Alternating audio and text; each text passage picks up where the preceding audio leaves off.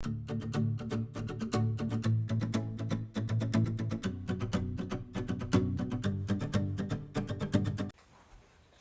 guys, today we are going to be talking about Judges, and we just finished off the unit of Joshua.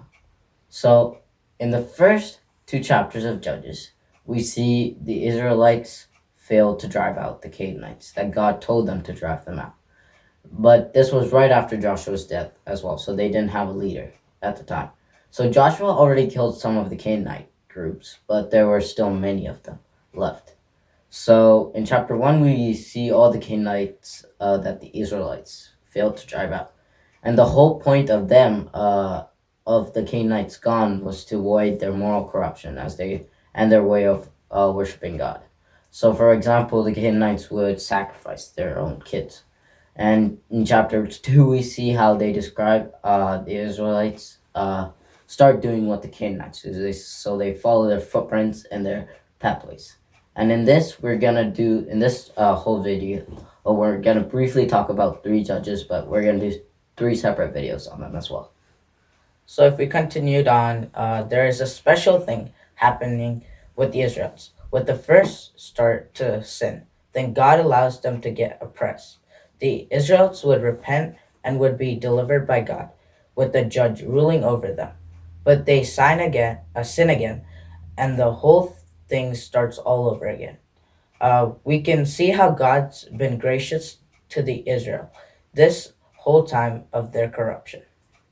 So in chapter 3 to 5, we see the judges. And these are only the 3 judges that I was talking about. We're briefly going to talk over them.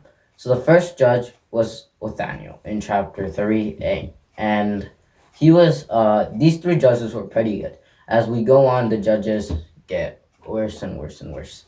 So, and then in chapter 3b, we see the next judge, Ehud. That's 2. And then this last pretty good judge was a woman, and she was a leader, and God delivered the enemies by a woman, and her name was Deborah, another Israelite judge. So in chapters 6 to 9, it's talking about Gideon. So Gideon was a coward, but he eventually comes to trust God. With God's help, Gideon had defeated a huge army with only 300 men. He defeated the enemy Midianites with only torches and clay pots. But he also has a bad side. He kills Israelites for not helping him. He then makes an idol from the gold he got. After he died, Israel started to worship the idols. And he also married a bunch of women, and then he had 70 sons, who they were like, only one of you can be king. And then there was a whole story about that. And then chapters 10 to 12, we see the next judge, Jephthah. This person was a thug who lives in the hills. After things got really hard for the Israelites, they went to go ask him for help. But he wasn't familiar with the Israelite God, so he sacrificed his daughter instead. Okay, so in chapters 13 to 16, we talk about Samson. His life was full of promise. He was ignorant and brutal. Samson had no regret from God. He did win brutally over the Philistines by sacrificing his own life. So one of Samson's promise that God gave to Samson was he had long hair, that which gave him strength. But Samson fell into girls, and then his hair got cut, and he told them the thing about where he gets his power from, and they were the enemy. So she told their leaders and the army so that they can get Samson. But then he got blind, and then he was in a temple, and he broke it down with his strength because his hair started to grow again, and he started to repent to God. And then he sacrificed his own life of getting the enemy down.